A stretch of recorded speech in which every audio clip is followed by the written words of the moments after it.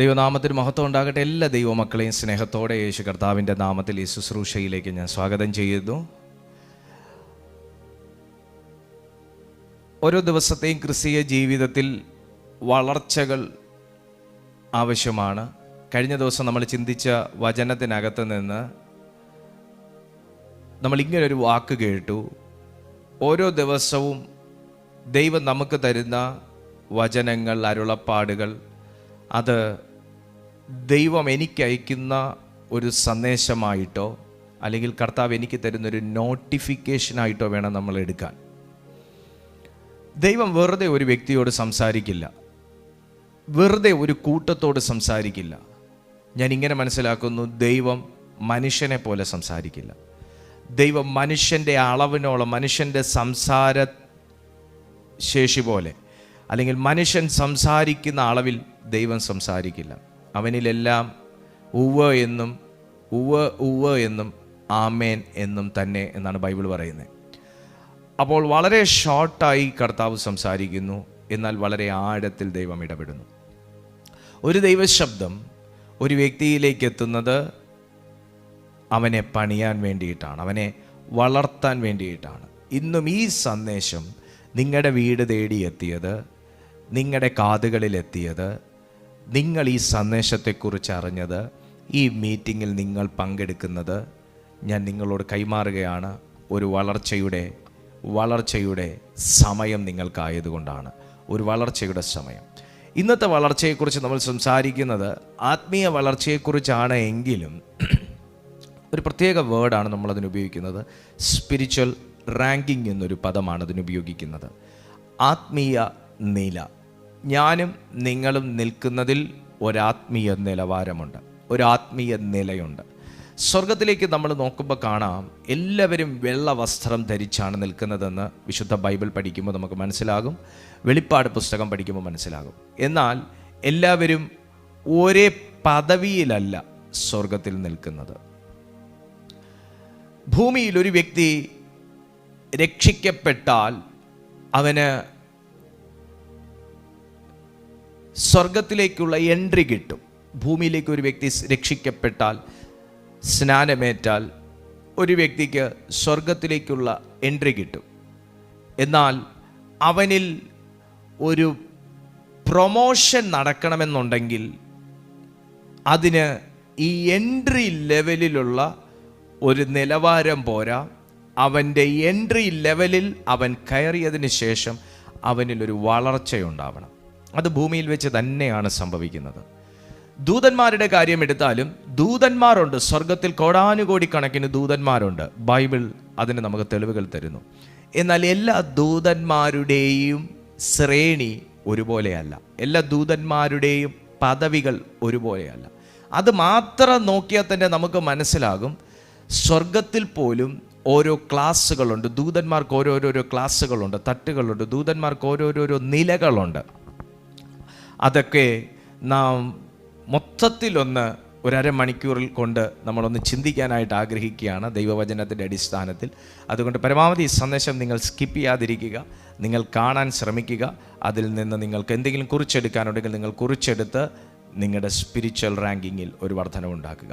എന്താണ് spiritual ranking? Spiritual ranking എന്നത് ആത്മീയ ജീവിതത്തിൽ ഒരാളുടെ ദൈവസന്നിധിയിലുള്ള സ്ഥാനമോ മാനമോ വിശുദ്ധിയോ അവൻ ദൈവസന്നിധിയിൽ കാത്തു സൂക്ഷിക്കുന്ന ഒരു നിലവാരമോ അത് കണ്ടിട്ട് ദൈവം അവന് നൽകുന്ന ഒരു പ്രൊമോഷനുമാണ് സ്പിരിച്വൽ റാങ്കിങ് എന്ന് പറയുന്നത്. ആ സ്പിരിച്വൽ റാങ്കിങ്ങിൽ ഒരു വ്യക്തി എത്തണമെന്നുണ്ടെങ്കിൽ അവൻ്റെ ലൈഫിൽ നിരവധി ദൈവം അനുവദനീയമായ പരീക്ഷകൾക്കകത്തുകൂടെ അവൻ കടന്നു പോകണം. അവൻ ആ പരീക്ഷയിൽ ജയിക്കണം. ആ പരീക്ഷയിൽ അവൻ ഉറച്ചു നിൽക്കണം. ആ പരീക്ഷയിൽ അവൻ ചില കാര്യങ്ങൾ ദൈവസന്നിധിയിൽ നിന്ന് വെളിപ്പാടുകളായി ഗ്രാസ്പ് ചെയ്യണം. അതവൻ്റെ ജീവിതത്തിൽ അവൻ മുതൽക്കൂട്ടായി കണ്ട് ദൈവത്തോടുള്ള ബന്ധത്തിൽ പറ്റിച്ചേർന്ന് അവൻ്റെ ജീവിതം മുൻപോട്ട് നയിക്കുന്നതിലൂടെ അവൻ പോലും പലപ്പോഴും അറിയാതെ ദൈവം അവന് നൽകുന്ന ഒരു സ്ഥാനക്കയറ്റമാണ് സ്പിരിച്വൽ റാങ്കിങ് എന്ന് പറയുന്നത്. ബൈബിളിൽ ദാനിയേലിൻ്റെ പ്രവചന പുസ്തകത്തിൽ നാം വളരെ ബഹുമാനിക്കുന്ന ദാനിയേൽ എന്ന് പറയുന്ന മനുഷ്യനെ സ്വർഗത്തിൽ നിന്നൊരു ദൂതൻ ഇറങ്ങി വന്ന് അഡ്രസ്സ് ചെയ്തത് 10-ാമത്തെ അധ്യായം അതിൻ്റെ 11 മുതൽ 13 വരെയുള്ള വാക്യങ്ങൾ വായിക്കുമ്പോൾ നമുക്ക് കാണാൻ പറ്റും. ദാനിയേലിൻ്റെ പ്രവചന പുസ്തകം 10-ാമത്തെ അധ്യായം അതിൻ്റെ 11 മുതൽ 13 വരെയുള്ള വാക്യത്തിൽ, അവൻ എന്നോട്, ഏറ്റവും പ്രിയ പുരുഷനായ ദാനിയേലേ, ഏറ്റവും പ്രിയ പുരുഷനായ ദാനിയേലേ, ഞാൻ നിന്നോട് പറയുന്ന വചനങ്ങളെ ശ്രദ്ധിച്ചു നിവർന്നു നിൽക്കുക. എന്തുകൊണ്ടാണ് പ്രിയ ദാനിയേലേ എന്നോ ദാനിയേലേ എന്നോ പുരുഷനായ ദാനിയേലേ എന്നോ സ്നേഹിതനായ ദാനിയേലേ എന്നോ ഒന്നും അഡ്രസ്സ് ചെയ്യാതെ ഏറ്റവും എന്ന ഒരു പദം അവിടെ ചേർത്തിരിക്കുന്നത്? അത് സ്പിരിച്വൽ റാങ്കിങ്ങിനെ അഡ്രസ്സ് ചെയ്താണ്. ഇപ്പം നമ്മൾ ഡോക്ടറുടെ അടുത്ത് ചെല്ലുമ്പോൾ എഡോ എന്ന് വിളിക്കാറില്ല, നമ്മൾ എപ്പോഴും ഡോക്ടർ ഡോക്ടർ ഡോക്ടർ. ആക്ച്വലി ഡോക്ടറുടെ പേര് ഡോക്ടർ എന്നല്ല, ഡോക്ടർ അദ്ദേഹത്തിൻ്റെ പദവിയാണ്, അദ്ദേഹത്തിൻ്റെ ഡിഗ്രിയാണ്. പക്ഷെ നമ്മൾ ഒരു ഡോക്ടറെ നമ്മൾ ചെല്ലുന്ന സമയത്ത് പേര് പറഞ്ഞല്ല വിളിക്കുന്നത്, ഡോക്ടർ ഡോക്ടർ ഡോക്ടർ എന്നാണ് വിളിക്കുന്നത്. അത് അദ്ദേഹത്തിൻ്റെ പേരിന് തൊട്ട് മുന്നേ ഉള്ള അദ്ദേഹത്തിൻ്റെ പദവിയാണ്. ഇവിടെ നോക്കി ഇംഗ്ലീഷിൽ തന്നെ ഇങ്ങനെ കിടക്കുന്ന, O Daniel, a man greatly beloved എന്നാണ് അവിടെ എഴുതിയേക്കുന്നത് ഇംഗ്ലീഷിൽ. അപ്പോൾ ആ മനുഷ്യൻ്റെ ഏറ്റവും പ്രിയനായ ദാനിയേൽ, ഏറ്റവും പ്രിയൻ. അപ്പോൾ ദൈവത്തിന് മക്കളുമുണ്ട്, പ്രിയ മക്കളും ഉണ്ടെന്ന് നമ്മൾ റോമർക്ക് എഴുതിയ ലേഖനത്തിലൂടെ പഠിച്ചിട്ടുണ്ട്. അപ്പോൾ തന്നെ ഏറ്റവും പ്രിയനായ എന്ന് പറയുന്ന സന്ദർഭത്തിൽ ഈ പ്രിയനോട് പറയുന്ന കാര്യമല്ല ഏറ്റവും പ്രിയനോട് ദൈവം പറയുന്നത്.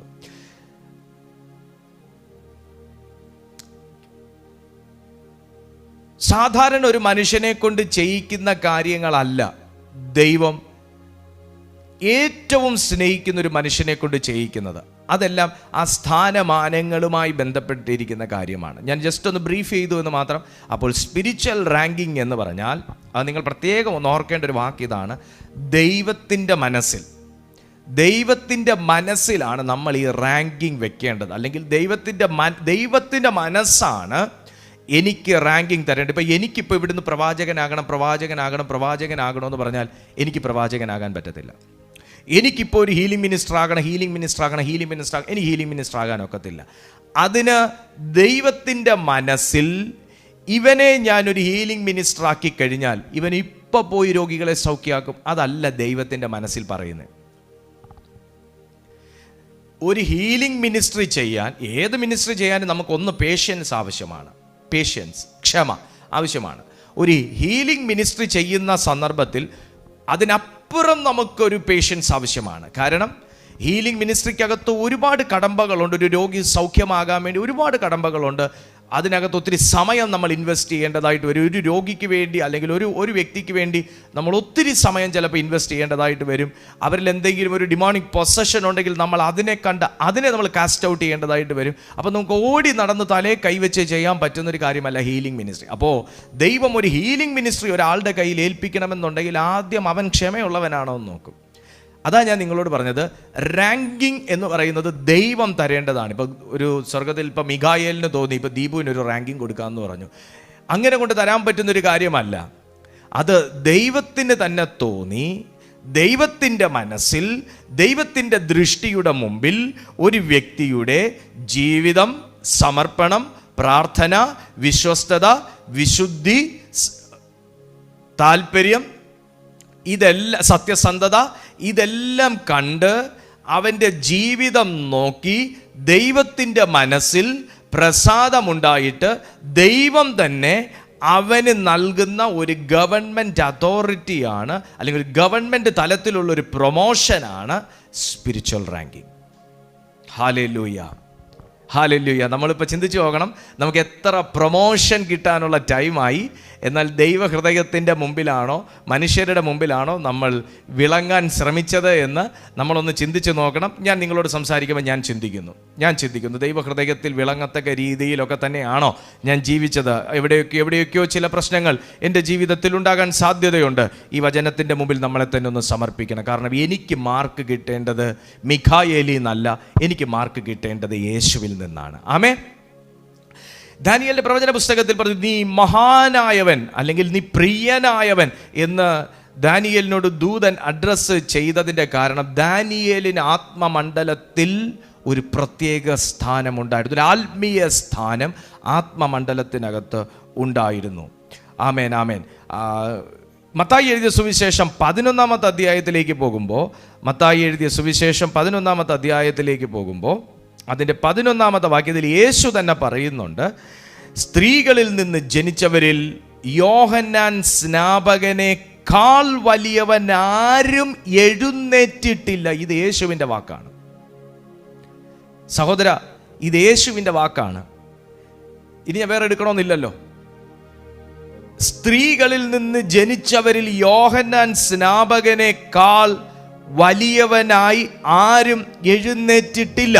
സ്വർഗരാജ്യത്തിൽ ഏറ്റവും ചെറിയവനോ അവനിലും വലിയവൻ എന്ന് ഞാൻ സത്യമായിട്ട് നിങ്ങളോട് പറയുന്നു. കാരണം എന്താണെന്ന് ചോദിച്ചാൽ, യേശു പോലും യോഹന്നാൻ സ്നാപകനെ കുറിച്ച് പറയുന്നത് ഇങ്ങനെയാണ്, ഞാൻ എൻ്റെ ദൂതനെ നിനക്ക് മുമ്പായി അയക്കുന്നു, അവൻ നിന്റെ മുമ്പിൽ നിനക്ക് വഴി ഒരുക്കുമെന്ന് എഴുതപ്പെട്ടിരിക്കുന്നവൻ അവൻ തന്നെ. ആരാ? യോഹന്നാൻ തന്നെ. യേശു വരുന്നതിന് മുൻപേ യേശുവിന് വഴി ഒരുക്കാൻ അയക്കപ്പെട്ട ഒരു ദൂത സമനാണ് യോഹന്നാൻ എന്ന് പറയുമ്പോൾ, യോഹന്നാന്, സ്ത്രീകളിൽ നിന്ന് ജനിച്ച യോഹന്നാന് യാക്കോബിനേക്കാളും മറ്റുള്ളവരെക്കാളും ആത്മമണ്ഡലത്തിൽ ഒരാത്മീയ സ്ഥാനം താൻ കാത്തു സൂക്ഷിച്ചു. ആരാ? യോഹന്നാൻ കാത്തു സൂക്ഷിച്ചു. ആ മനുഷ്യനൊരു സ്പിരിച്വൽ റാങ്കിങ് മറ്റുള്ളവരെക്കാൾ ഉണ്ടായിരുന്നു. അതിൻ്റെ കാരണം ഇങ്ങനെയാണ് യേശു പറയുന്നത്, അവൻ എഴുന്നേറ്റവനാണ്, അവൻ എഴുന്നേൽപ്പിക്കപ്പെട്ടവനാണ്, അവൻ യേശുവിന് വഴി ഒരുക്കാൻ എഴുന്നേറ്റവനാണ്, അവനെ എഴുന്നേൽപ്പിച്ചവനാണ്, അവൻ എഴുന്നേറ്റവനാണ്, അവനെ ഒരുത്തൻ എഴുന്നേൽപ്പിച്ചതാണ്. ഇന്ന് ഈ മെസ്സേജ് കേട്ടോണ്ടിരിക്കുമ്പോൾ ഞാൻ ആത്മാവിൽ പറയുന്നു, ചിലടത്ത് വഴി ഒരുക്കാൻ ദൈവം നിന്നെ എഴുന്നേൽപ്പിക്കും. ചില വ്യക്തികൾക്ക് വേണ്ടി വഴി ഒരുക്കാൻ കർത്താവ് നിങ്ങളെ എഴുന്നേൽപ്പിക്കും. ചിലതിനൊക്കെ വേണ്ടി വഴി വെട്ടാൻ ദൈവം നിന്റെ അധരത്തെ ഉപയോഗിക്കും. ചില ഇടത്തൊക്കെ ഒരു പോക്ക് വഴി വരുത്താൻ നിന്റെ കൽപ്പന ദൈവത്തിന് ആവശ്യമായി വരും. യേശുവിന്റെ നാമത്തിൽ നിങ്ങളുടെ ഇച്ഛ ദൈവത്തിന് ആവശ്യമായി വരും. നിങ്ങളുടെ ഒരു താല്പര്യം, നിങ്ങളുടെ ഒരു ഡിസിഷൻ, നിങ്ങളുടെ ഒരു ഡെഡിക്കേഷൻ, നിങ്ങളുടെ ഒരു സ്റ്റാൻഡിംഗ് പൊസിഷൻ ദൈവത്തിന് ആവശ്യമായി വരും. യേശുവിന് വഴിയൊരുക്കാൻ ഒരു യോഹന്നാനെ എഴുന്നേൽപ്പിച്ചതുപോലെ ഇന്ന് ഈ മീറ്റിംഗിൽ അറ്റൻഡ് ചെയ്യുന്ന ചിലരെ, ചില ദേശത്തിന്റെ വഴികൾ നിരപ്പാക്കുവാൻ, ചില കുന്നുകൾ ഇടിക്കുവാൻ, മലകളെ നീക്കം ചെയ്യുവാൻ, കൽപ്പിക്കുവാൻ സ്വർഗം ഇതിനകത്തിരിക്കുന്ന ആരെയൊക്കെയോ അഭിഷേകം ചെയ്യാൻ തയ്യാറായി ഇറങ്ങി വന്നിരിക്കുകയാണ്. ആമേൻ. ഇന്ന് ഇതുവരെ എഴുന്നേറ്റിട്ടില്ലാത്ത ചിലരെ സ്വർഗം എഴുന്നേൽപ്പിക്കും. ഹല്ലേലൂയ. യേശു സാക്ഷ്യം പറഞ്ഞു യോഹന്നാനെ കുറിച്ച്. എന്നെ കുറിച്ചും ദൈവം സാക്ഷ്യം പറയണം. ഒന്ന് പറഞ്ഞേ, എന്നെ കുറിച്ചും ദൈവം സാക്ഷ്യം പറയണം.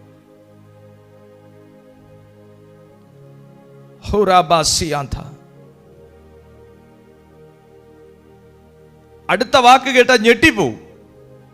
ആർക്കാ സ്പിരിച്വൽ റാങ്കിങ്ങിൽ പിടിച്ചു നിൽക്കാൻ പറ്റുന്നതെന്ന്? നിങ്ങൾ എൻ്റെ കൂടെ ഉണ്ടോ അതോ എല്ലാവരും പോയോ? ഹല്ലേലൂയ. ഉണ്ട്. യൂട്യൂബിലുള്ള ദൈവമക്കൾ എൻ്റെ കൂടെ ഉണ്ടോ? എല്ലാവരും ഉണ്ട്. ഞാൻ ദൈവത്തെ സ്തുതിക്കുന്നു. ആരൊക്കെയോ ഞെട്ടിയിരിക്കുന്നുണ്ട്.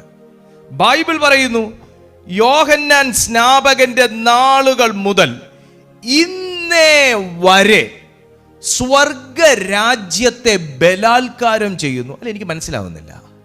അതെന്തിനാന്ന് എനിക്ക് മനസ്സിലാവുന്നില്ല. യോഹന്നാൻ സ്നാപകന്റെ നാളുകൾ മുതൽ ഇന്നേ വരെ സ്വർഗരാജ്യത്തെ ബലാത്കാരം ചെയ്യുന്നു. ബലാത്കാരികൾ അതിനെ പിടിച്ചടക്കുന്നു. My God. സകല പ്രവാചകന്മാരും ന്യായപ്രമാണവും യോഹന്നാൻ വരെ പ്രവചിച്ചു. നിങ്ങൾക്ക് പരിഗ്രഹിപ്പാൻ മനസ്സുണ്ടെങ്കിൽ വരുവാനുള്ള ഏലിയാവ് അവൻ തന്നെ. ഹല്ലേലൂയ. സ്വർഗരാജ്യത്തിൽ ഒരു ഫൈറ്റ് ഉണ്ട്, ഒരു യുദ്ധമുണ്ട് എന്ന് നിങ്ങൾക്ക് പിടികിട്ടുന്നുണ്ടോ? അപ്പോൾ എൻ്റെ ഇപ്പം ഞാൻ അതാ നിങ്ങളോട് പറഞ്ഞത്, ഇപ്പം ഞാൻ രക്ഷിക്കപ്പെട്ടാൽ, സ്നാനമേറ്റാൽ എനിക്ക് സ്വർഗരാജ്യത്തിലേക്കൊരു പ്രവേശനം കിട്ടും. അവിടം കൊണ്ട് തീരുന്നതല്ല ആക്ച്വലി ആത്മീയ ജീവിതം. അവിടം വരെ പലരും പഠിപ്പിക്കുന്നുള്ളൂ. നിങ്ങൾ രക്ഷിക്കപ്പെട്, നിങ്ങൾ സ്നാനപ്പെട്, നിങ്ങൾ ദൈവകൃപ പ്രാപിക്കുക, നിങ്ങൾ സ്വർഗത്തിൽ പോവും. മതിയോ? എൻ്റെ ചോദ്യം അതാണ്. അതിപ്പോൾ സ്വർഗത്തിൽ പോവും. അതിപ്പോൾ മരിച്ചു കഴിയുമ്പം നമ്മൾ രക്ഷിക്കപ്പെട്ടു, സ്നാനപ്പെട്ടു, ദൈവകൃപയിൽ വിശുദ്ധിയോടെയൊക്കെ ജീവിച്ച സ്വർഗത്തിൽ പോവും. അതിപ്പോൾ ആർക്കും ചെയ്യാൻ പറ്റും. രക്ഷിക്കപ്പെടാം, സ്നാനപ്പെടാം, മര്യാദയ്ക്ക് വിശുദ്ധിയോടെ ജീവിക്കാം, വേണ്ടാത്ത ജീവിതമൊക്കെ കളഞ്ഞിട്ട് ദൈവമേ എന്നുള്ള രീതി ജീവിക്കാം, നമുക്ക് മരിക്കാം, സ്വർഗത്തിൽ പോവാം. പക്ഷേ അങ്ങനെ ഒരു ഓർഡിനറി ക്രിസ്ത്യൻ ലൈഫ് നയിച്ച് മരിച്ചു പോകാൻ വേണ്ടിയിട്ടുള്ള ഒരഭിഷേകമല്ല ദൈവം നമ്മുടെ മേൽ തന്നേക്കുന്നത്. ഒന്ന്, അങ്ങനെ അങ്ങ് വെറുതെ മരിച്ചു വെറുതെ അങ്ങ് സ്വർഗം പറ്റാനാണെങ്കിൽ കർത്താവായ യേശുക്രിസ്തു ഇത്രയും വലിയ ത്യാഗം സഹിക്കണമെന്നും ഞാൻ കരുതുന്നില്ല. ഇത്രയും ആടുകളെ ഭൂമിയിൽ ബലി കഴിപ്പിച്ച കൂട്ടത്തിൽ നല്ല പുഷ്ടിയുള്ള ഒരാടും കൂടെ മനുഷ്യന് വേണ്ടിയിട്ട് സമർപ്പിച്ചാൽ യേശുക്രിസ്തുവിന് സ്വസ്ഥമായിട്ട് സ്വർഗത്തിൽ ഇരിക്കാവുന്നതേ ഉള്ളൂ. അവിടുന്ന് ഈ താണ ഭൂമിയിലേക്ക് ഇറങ്ങി വന്നത് വേഷത്തിൽ മനുഷ്യനായി എന്നെയും നിങ്ങളെയും പോലെ ഈ ഭൂമിയിൽ ജീവിച്ച്, ഈ ഭൂമിയിലെ ഭക്ഷണം കഴിച്ച്, ഈ ഭൂമിയിലെ വെള്ളം കുടിച്ച്, ഈ ഭൂമിയിലെ മനുഷ്യൻ്റെ കൾച്ചറിലുള്ള എല്ലാ തിക്താനുഭവങ്ങളും ഏറ്റുവാങ്ങി, ഈ ലോകത്തിലെ കഷ്ടം സഹിച്ച്, അതിനെ ജയിച്ച്, മനുഷ്യൻ്റെ കൈകളാൽ തന്നെ വിധിക്കപ്പെട്ട്, മരിച്ച്, അടക്കപ്പെട്ട്, സ്വർഗീയ പദവിയിൽ ഉയർത്തെഴുന്നേറ്റ് പിതാവിൻ്റെ വലത്തുഭാഗത്തിരിക്കുക. ഇത്രയും വലിയൊരു പ്രോസസ് അങ്ങനെ വെറുതെ അങ്ങ് വെള്ളത്തിൽ മുങ്ങിപ്പൊങ്ങി സ്നാനമേറ്റ് സഭാ രജിസ്ട്രി പേരും വന്ന് അങ്ങനെ അങ്ങ് വിശുദ്ധിയോടെ നല്ല കുട്ടിയായി ജീവിച്ച് സ്വർഗം പറ്റാൻ വേണ്ടിയിട്ട് കർത്താവിന് ചെയ്യണമെന്നുണ്ടോ? ഒരൊറ്റ ചോദ്യം. ഇല്ല എന്നാണ് എനിക്ക് ദൈവം തന്നേക്കുന്നൊരു വെളിപ്പാട്. എനിക്ക് വ്യക്തമാകുന്നൊരു റെസ്പോൺസിബിലിറ്റി ഉണ്ട്. എനിക്ക് മാത്രമല്ല താങ്കൾക്കും. അങ്ങനൊരു റെസ്പോൺസിബിലിറ്റി താങ്കൾക്കില്ലെങ്കിൽ താങ്കൾ ഈ മെസ്സേജ് കേൾക്കേണ്ട ആവശ്യമേ ഇല്ല. എന്താണ് എൻ്റെ റെസ്പോൺസിബിലിറ്റി? ഞാൻ നിങ്ങളോട് പറഞ്ഞു, ദൈവത്തിൻ്റെ മനസ്സാണ് എനിക്ക് സ്പിരിച്വൽ റാങ്കിങ് തരണമെന്ന് തോന്നേണ്ടത്. ദൈവമാണ് എന്നെ സ്പിരിച്വലി പ്രൊമോട്ട് ചെയ്യേണ്ടത്. എനിക്കൊരു പ്രൊമോഷൻ ബട്ടൺ ഉണ്ട് എപ്പോഴും സ്വർഗത്തിൽ. ആ പ്രൊമോഷൻ ബട്ടണിൽ ഒരു വട്ടം ദൈവം പ്രസ് ചെയ്യുമ്പം ഞാൻ ഒരു പടി ഉയരും, മിനിസ്ട്രിയിൽ വ്യത്യാസം വരും. വീണ്ടും പ്രൊമോഷൻ ബട്ടൺ ദൈവം അമർത്തണമെന്നുണ്ടെങ്കിൽ അതിന് ശേഷം മുതൽ പിന്നെ ഉള്ള സമയം വരെ ഞാൻ വീണ്ടും ദൈവ മനസ്സിൽ എന്നെ തെളിയിക്കണം. മനസ്സിലായോ? ഒരു ഫാസ്റ്റിംഗ് പ്രയറിൽ ഞാൻ ദൈവത്തിന് എന്നെ തെളിയിച്ചാൽ പോരാ. ഭയങ്കര പ്രാർത്ഥനാക്കാരനാണ്, ഭയങ്കര ഫാസ്റ്റിംഗ് എടുപ്പുകാരനാണ്, തെളിയിച്ചാൽ പോരാ.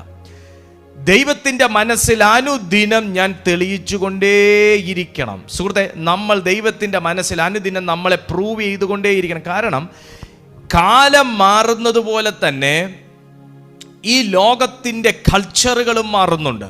ഈ ലോകത്തിൻ്റെ കൾച്ചറുകൾ മാറ്റിക്കൊണ്ടിരിക്കുന്ന ഒരു ഡിമോണിക് വേൾഡ് പല നിലയിലുള്ള സംവിധാനങ്ങളോടെ ഉറക്കമുണർന്നിരുന്ന് അവർ പ്രവർത്തിച്ചുകൊണ്ടും മനുഷ്യനെ അപായപ്പെടുത്തിക്കൊണ്ടും നരകത്തെ നിറച്ചുകൊണ്ടും ജനത്തെ ബാക്ക്സ്ലൈഡ് ചെയ്യിച്ചുകൊണ്ടും വിശ്വാസത്തിൽ കുറവ് വരുത്തിക്കൊണ്ടും പാപത്തിൽ വീഴ്ത്തിക്കൊണ്ടും അപകടമരണങ്ങളിൽ പെടുത്തിക്കൊണ്ടും രോഗികളുടെ എണ്ണം വർദ്ധിപ്പിച്ച് ആശുപത്രികളെ നിറച്ചുകൊണ്ടും ഡോക്ടേഴ്സ് തൻ്റെ പണി വരെ വിട്ടിട്ട് പോകത്തക്ക നിലയിൽ ഹെവി ലോഡ് കൊണ്ട് കൊടുത്തുകൊണ്ടും അങ്ങനെ പല നിലകളിൽ സഭയെ, ദേശത്തെ, രാജ്യങ്ങളെ എല്ലാം സാത്താൻ മുടിച്ചുകൊണ്ടിരിക്കുമ്പോൾ ദൈവത്തിൻ്റെ ആത്മാവ് പറയുന്നു, ബലാൽക്കാരികൾ ഇന്ന് ദൈവത്തിന് ആവശ്യമാണ്. യോഹന്നാന്റെ കാലം മുതൽ സ്വർഗത്തോട് ബലാത്കാരം ചെയ്തുകൊണ്ടിരിക്കുന്നു. എന്താ?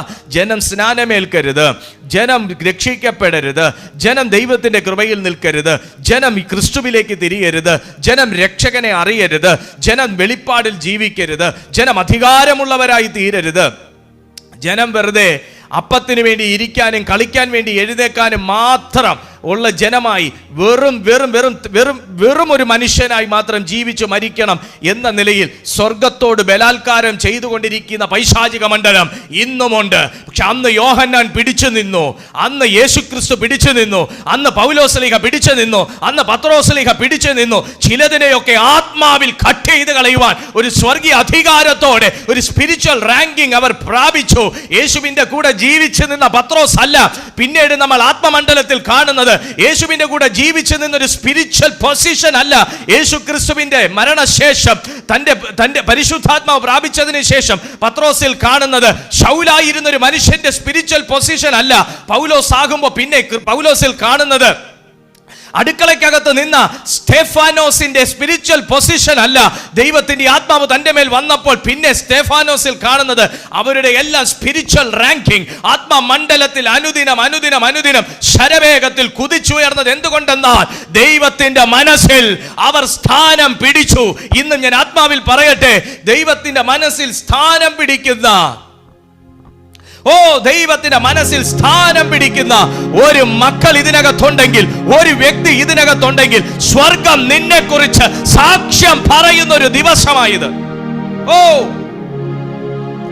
In the name of Jesus, സ്വർഗം നിങ്ങളെ കുറിച്ച് സാക്ഷ്യം പറയുന്ന ഒരു ദിവസമാണ്.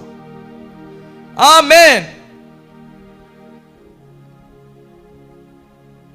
യോഹന്നാൻ സ്നാപകന്റെ നാള് മുതൽ ഇന്നേ വരെ സ്വർഗ രാജ്യത്തെ ബലാത്കാരം ചെയ്തുകൊണ്ടിരിക്കും. ഞാൻ ഒരു ദൂതും കൂടെ പറയാം.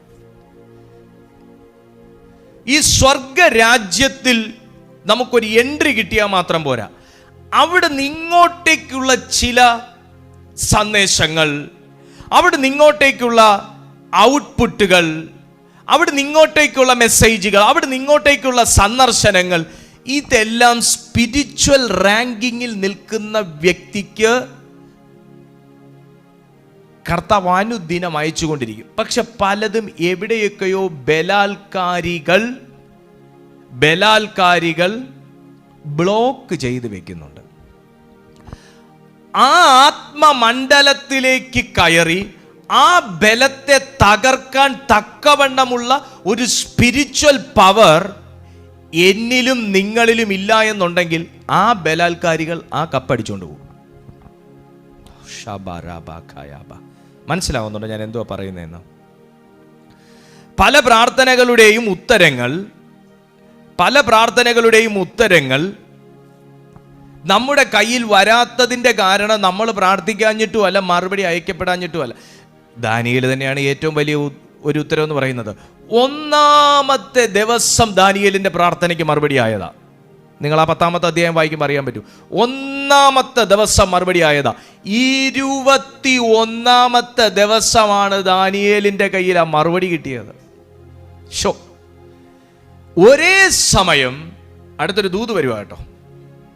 ഒരേ സമയം ദാനിയേലിനെ സപ്പോർട്ട് ചെയ്ത് നിൽക്കുന്ന ഗബ്രിയേലും ഒരേ സമയം ആത്മലോകത്തിൽ ഭയങ്കര ഫൈറ്റായി. ആത്മലോകത്തിൽ ഒരേപോലെ ഫൈറ്റായിരുന്നു. എനിക്ക് വേദനയോടെ ഒരു കാര്യം പറയാനുണ്ട്. നമുക്ക് വേണ്ടി ദൈവം അലോട്ട് ചെയ്തിരിക്കുന്ന ഏഞ്ചൽസ് പലപ്പോഴും വർക്ക് ചെയ്യും. പക്ഷെ നമ്മൾ പലപ്പോഴും നമുക്ക് വേണ്ടി ദൈവം അലോട്ട് ചെയ്തിരിക്കുന്ന ഏഞ്ചൽസ് നമുക്ക് വേണ്ടി പലപ്പോഴും അഗ്രസീവായിട്ട് വർക്ക് ചെയ്യും. പക്ഷെ ഭൂമിയിൽ നമ്മൾ ഒരു ബലം കൊടുക്കേണ്ട നമ്മൾ പലപ്പോഴും ആത്മീയ റെസ്റ്റിലാണ്. ഇന്നലെയും ആത്മീയ റെസ്റ്റിലായിരുന്നു, ഇന്നും ആത്മീയ റെസ്റ്റിലാണ്, നാളെയും ഞാൻ ആത്മീയ റെസ്റ്റിലായിരിക്കും, അടുത്ത വർഷവും ഞാൻ അങ്ങനെ തന്നെ ആയിരിക്കും എന്ന് പറഞ്ഞ് കഴിയുന്ന ഒരുപാട് ആൾക്കാരുണ്ട്, എനിക്കറിയാം. പക്ഷെ നിങ്ങളിലാരും ആ കൂട്ടത്തിൽപ്പെട്ടവരല്ല. ആകാതിരിക്കട്ടെ. ഗബ്രിയേൽ അവിടെ കിടന്ന് ഫൈറ്റ് ചെയ്തു. പാഴ്സി രാജ്യത്വത്തിന്റെ പ്രഭുത്വ ശക്തിയോട് ഗബ്രിയേൽ അവിടെ കിടന്ന് ഫൈറ്റ് ചെയ്തു. ദാനിയേൽ ഫാസ്റ്റിങ്ങിന്റെ ക്ഷീണത്തിൽ കിടന്നുറങ്ങി. വല്ലതും നടക്കുമായിരുന്നോ? ഇല്ല. 21 ദിവസം ദർശനത്തിന് ശ്രദ്ധ. ഇത് അടുത്തൊരു ദൂതാട്ടോ. ഈ സ്പിരിച്വൽ റാങ്കിങ്ങിൽ നിൽക്കുന്ന വ്യക്തികളുണ്ടല്ലോ, ഇന്നൊരു തീരുമാനം, നാളെ വേറൊരു തീരുമാനം, ഇന്നൊരു സഭ, നാളെ വേറൊരു സഭ, ഇന്ന് ഒരു കൂട്ടായ്മ, നാളെ വേറൊരു കൂട്ടായ്മ, ഇങ്ങനെ പാറി നടക്കത്തില്ല. സ്പിരിച്വൽ റാങ്കിങ്ങിൽ നിൽക്കുന്ന വ്യക്തിക്ക് വ്യക്തമാകുന്നൊരു സ്പിരിച്വൽ ഡിസിപ്ലിൻ ഉണ്ടാവും. ആ വ്യക്തി ഇങ്ങനെ ഇവിടുന്ന് അവിടെ ചാടി, അവിടുന്ന് ഇവിടെ ചാടി, ഇവിടുന്ന് അപ്പുറത്ത് പോയി, അവിടുന്ന് അങ്ങോട്ട്, ഒരിടവും ഇല്ല ആള്. ആൾ ഇവിടെയുണ്ടോ ഇവിടെയില്ല, അവിടെയുണ്ടോ അവിടെയില്ല. അപ്പം മറ്റടുത്ത് കാണുമോ? അവിടെ ഇല്ലേ ഇല്ല. 21 ദിവസം ഫാസ്റ്റിങ്ങിനിരുന്ന ദാനിയേൽ 1-ാമത്തെ ദിവസം ദൈവം തനിക്കുള്ള മറുപടി ഗബ്രിയേലിൻ്റെ കയ്യിൽ കൊടുത്തു വിടുന്നു. ഗബ്രിയേൽ അതും കൊണ്ട് ദാനിയേലിൻ്റെ അടുത്ത് വരുന്ന സമയത്ത് ദാനിയേൽ വസിക്കുന്ന ദേശത്തിൻ്റെ പ്രഭുത്വ ശക്തികൾ, ടെറിട്ടോറിയൽ സ്പിരിറ്റ് ദാനിയേലിൻ്റെ അടുത്തേക്ക് ആ പ്രാർത്ഥനയുടെ മറുപടി വരാതിരിക്കാൻ വേണ്ടി തടയുക. ഗബ്രിയേൽ ഫൈറ്റ് ചെയ്തു. അതേസമയം ആത്മാവിൽ ഇവിടെ യാഗം കഴിച്ചുകൊണ്ടിരുന്ന ദാനിയേലും ആ പ്രയറിൻ്റെ മറുപടിക്ക് വേണ്ടി ഫൈറ്റ് ചെയ്തു. പ്രാർത്ഥിച്ച് തളർന്ന നിങ്ങളോട് പരിശുദ്ധാത്മാവ് പറയുന്നു, ഗിവപ്പ് ചെയ്യരുത്. നിങ്ങൾ ഗിവപ്പ് ചെയ്യരുത്. നിങ്ങളുടെ പ്രാർത്ഥനയുടെ മറുപടി നിങ്ങളുടെ അടുത്തെത്താറാകുമ്പോഴായിരിക്കും നമ്മൾ സ്റ്റോപ്പ് ചെയ്യുന്നത്. യേശുവിൻ നാമത്തിൽ ആമേൻ പറയുന്നത്. Hallelujah, hallelujah, hallelujah. അതുകൊണ്ട് മടുത്തു പോകരുതെന്ന് കർത്താവ് നിങ്ങളോട് പറയുക. ദാനിയേൽ എന്ത് ചെയ്തു? 21 ദിവസമാണ് ഞാൻ പ്ലാൻ ചെയ്തത്. 21 ദിവസം ഏത് സമയമാകുമ്പോൾ പൂർത്തിയാകുമോ ആ സമയം വരെ ഞാൻ ദൈവസന്നിധിയിൽ ഇരിക്കുമെന്നുള്ളൊരു തീരുമാനം. സ്പിരിച്വൽ റാങ്കിങ്ങിന് ഏറ്റവും പ്രധാനം, സ്പിരിച്വൽ റാങ്കിങ് നമുക്ക് വർദ്ധിക്കണമെങ്കിൽ ഏറ്റവും പ്രധാനം തീരുമാനമാണ്. 2, ഞാൻ അങ്ങനെ തന്നെ ഇരിക്കും. ഈ ഫാസ്റ്റിംഗ് ഞാൻ കട്ട് ചെയ്യില്ല. ഒബീഡിയൻസ്, 2-ാമത്തെ ഘടകം ഒബീഡിയൻസ്. സ്പിരിച്വൽ റാങ്കിങ് വർദ്ധിക്കണമെങ്കിൽ 2-ാമത്തെ ഘട്ടം ഒബീഡിയൻസ്. 3, ഞാൻ ദൈവത്തോട് പ്രാർത്ഥിക്കും. ദാനിയേൽ ദൈവത്തോടാണ് പ്രാർത്ഥിച്ചത്. 10 മിനിറ്റ് കഴിഞ്ഞിട്ട് ഫോൺ എടുത്ത് വെച്ചിട്ട്, അച്ഛാ ഫ്രീ ആണോ, 2 ദൂത് പറയാവോ, ഒരു പ്രവചനം കൂടെ ഇങ്ങോട്ട് ഇട്ട് തരാവോ എന്ന് പറഞ്ഞ് ഫോൺ എടുത്ത് വെച്ച് വിളിച്ചില്ല. നമ്മൾ ഫാസ്റ്റിങ്ങിനിരിക്കും. ഫാസ്റ്റിങ്ങിൽ ഇതിൻ്റെ പറ്റാവുന്ന നമ്പറുകളെല്ലാം വിളിച്ചിട്ട് നമ്മൾ പ്രാർത്ഥിക്കത്തില്ല, പക്ഷെ മറ്റുള്ളവരെ കൊണ്ട് പ്രാർത്ഥിച്ചിട്ട് നമ്മളൊരു പ്രവചനം കേൾക്കാൻ വേണ്ടി കാത്തിരിക്കും. നോ, ദൈവത്തോട് സംസാരിക്കുമെന്ന് പറഞ്ഞു. പ്രവാചകനോട് സംസാരിച്ചില്ല, ദൈവത്തോട് സംസാരിച്ചു. ഒബീഡിയൻസ്. 3-ാമത്തെ കാര്യം ഒബീഡിയൻസ്.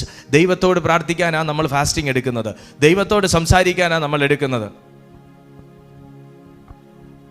നമ്മൾ ദൈവത്തോട് സംസാരിക്കാൻ വേണ്ടി ദാനിയേൽ തീരുമാനമെടുത്തു. അങ്ങനെ തന്നെ നിന്ന് 3-ാമത്തെ കാര്യം ഒബീഡിയൻസ്. 4-ാമത്തെ കാര്യം മടുത്തു പോകാത്ത പ്രാർത്ഥന. മടുത്തു പോകാത്ത പ്രാർത്ഥന. ആ പ്രാർത്ഥനയിലാണ് ഗബ്രിയേലിന് തൻ്റെ അടുത്ത് എത്താൻ പറ്റിയത്. തീർന്നില്ല. ആ നിശ്ചയദാർഢ്യത്തിൻ്റെ മുമ്പിൽ അടുത്ത ഒരു പ്രൊമോഷൻ ദൈവം നൽകി. എന്താണെന്നറിയാവോ? ഏറ്റവും പ്രധാനപ്പെട്ട റാങ്കിങ്ങിൽ നിൽക്കുന്ന മീഖായേൽ ദൂതനെ ഗബ്രിയേലിൻ്റെയും ദാനിയേലിൻ്റെയും സഹായത്തിന് വേണ്ടി യാഹുവ അയച്ചു.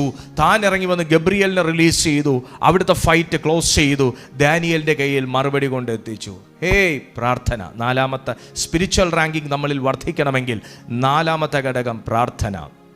5-ാമത്തെ കാര്യം വിശുദ്ധി. ഒരു പണി ദൈവത്തിൻ്റെ വചനം വിട്ട് അദ്ദേഹം ചെയ്യത്തില്ല. ദൈവത്തിൻ്റെ കാര്യത്തിനകത്ത് വെള്ളം ചേർക്കത്തില്ല. വളരെ പ്രധാനപ്പെട്ട ഒരു കാര്യം. ദൈവത്തിൻ്റെ സമയത്തിൽ വെള്ളം ചേർക്കത്തില്ല, ദൈവിക ശുശ്രൂഷയിൽ വെള്ളം ചേർക്കത്തില്ല, ദൈവവചനത്തിനകത്ത് വെള്ളം ചേർക്കത്തില്ല. ദൈവത്തിൻ്റെ മുമ്പിൽ ദൈവത്തിനു വേണ്ടി ജീവിച്ച് മരിച്ച ഒരു മനുഷ്യൻ ദാനിയേൽ. 5-ാമത്തെ കാര്യം വിശുദ്ധി. വിശുദ്ധിയോടുകൂടെയുള്ള ജീവിതം. സ്പിരിച്വൽ റാങ്കിങ് വർദ്ധിക്കണമെന്നുണ്ടെങ്കിൽ നമ്മൾ കണ്ട കൂട്ടായ്മയ്ക്കകത്ത് എല്ലാം ഓടി ഓടി നടന്നിട്ട് കാര്യമില്ല. അവിടെ ഇവിടെയും പോയി എല്ലാം നമ്മൾ അഭിഷേകം പ്രാപിച്ചിട്ടൊന്നും കാര്യമില്ല. ഇതെല്ലാം വർക്കൗട്ട് ആകണമെന്നുണ്ടെങ്കിൽ ദൈവ മനസ്സിനകത്ത് എനിക്കൊരു സ്ഥാനം വേണം. ദൈവ മനസ്സിനകത്ത് എനിക്കൊരു സ്ഥാനം വേണം. ആ സ്ഥാനത്തിന് വേണ്ടിയിട്ടാണ് ഞാൻ ഈ 5 കൂട്ടം കാര്യങ്ങൾ പറഞ്ഞത്. ദാനിയേൽ അങ്ങനെയുള്ളൊരു മനുഷ്യനായിരുന്നു. അതുകൊണ്ടാണ് ദൈവം അന്ത്യകാലത്തെക്കുറിച്ച് ദാനിയേലിന് വെളിപ്പെടുത്തിയത്. ദൈവത്തിന് താനൊരു കാറ് വാങ്ങുന്നു, ഒരു ബംഗ്ലാവ് വെക്കുന്നു ഒക്കെ പറഞ്ഞാൽ പോരായിരുന്നോ? പക്ഷേ അന്ത്യകാലത്തെക്കുറിച്ചൊക്കെ വെളിപ്പെടുത്തണമെന്നുണ്ടെങ്കിൽ അത് തുറന്നൊക്കെ ദൈവം പറയണമെന്നുണ്ടെങ്കിൽ, അതിനു വേണ്ടിയൊക്കെ ഒന്ന് പ്രാർത്ഥിക്കാൻ ഏൽപ്പിക്കണമെന്നുണ്ടെങ്കിൽ എത്ര വലിയ കാര്യമായിരിക്കും. എന്തൊരു സ്ഥാനമായിരിക്കും ദാനിയേലിന് ആത്മമണ്ഡലത്തിലുള്ളതെന്ന് ഓർത്ത് നോക്കി. ഞാൻ ദൈവത്തോട് പറയാറുണ്ട്, കർത്താവേ, ഇങ്ങനെ അരയും മുറിയും ചെറുതും ഒക്കെ ഇങ്ങനെ പ്രവചിക്കാൻ അനുവദിക്കാതെ കുറച്ച് വലിയ കട്ടിയുള്ള കാര്യങ്ങൾ, ആഴമുള്ള കാര്യങ്ങൾ ഒന്ന് മനസ്സിലാക്കി തരാൻ ഞാൻ എന്നെ സമർപ്പിക്കുന്നു. അതിന് ഈ പ്രാർത്ഥന പോരാ, അതിന് ഈ ജീവിത രീതി പോരാ, അതിന് കുറെ കൂടെ നമ്മൾ ഡെഡിക്കേറ്റഡ് ആകണം. ഹല്ലേലൂയ. നിങ്ങൾക്ക് ഭയങ്കര കൊതിയുള്ള ആളാണെന്ന് എനിക്കറിയാം, ആത്മീയമായി വളരാൻ. ഞാൻ അതുകൊണ്ടാണ് പറയുന്നത്. അതിന് ഈ പ്രാർത്ഥന പോരാ, അതിന് ഈ കുറച്ചുകൂടെ നമ്മൾ ഇതിൽ ദൈവം സാറ്റിസ്ഫൈഡ് ആണ്. നമ്മളെ ദൈവം വിധിക്കത്തൊന്നുമില്ല. പക്ഷേ നമ്മുടെ ആ ഒരു എന്താ പറയുന്നത്, ആത്മമണ്ഡലത്തെ കയറി പിടിക്കാനുള്ള നമ്മുടെ ഒരു ഇതുണ്ടല്ലോ, ആ ഒരു താല്പര്യം, ഒരു ക്രേവിങ്, ആ ഒരു ക്രേവിങ്ങിലാണ് കർത്താവ് നമ്മളിൽ പ്രസാദിക്കുന്നതും നമ്മളെ ദൈവം വീണ്ടും കൂടുതൽ കാര്യങ്ങളെ ഏൽപ്പിക്കുന്നതും. അപ്പോൾ ദാനിയേലിൻ്റെ കാര്യത്തിൽ അങ്ങനെ. കൊരിന്ത്യർക്ക് എഴുതിയ 1-ാമത്തെ ലേഖനത്തിലേക്ക് നമ്മൾ പോകുമ്പോൾ, സമയം ഒത്തിരി പോയല്ലേ. കൊരിന്ത്യർക്ക് എഴുതിയ 1-ാമത്തെ ലേഖനം അതിൻ്റെ 15-ാമത്തെ അധ്യായം, കൊരിന്ത്യർക്ക് എഴുതിയ 1-ാമത്തെ ലേഖനം അതിൻ്റെ 15-ാമത്തെ അധ്യായം അതിൻ്റെ 41 മുതലുള്ള വാക്യങ്ങൾ പഠിക്കുമ്പോൾ സൂര്യൻ്റെ തേജസ് വേറെ. നമ്മൾ ഈ സ്പിരിച്വൽ റാങ്കിങ്ങിൻ്റെ ഡിഫറൻസാണ് പറയുന്നത്. സൂര്യൻ്റെ തേജസ് വേറെ, ചന്ദ്രൻ്റെ തേജസ് വേറെ, നക്ഷത്രങ്ങളുടെ തേജസ് വേറെ.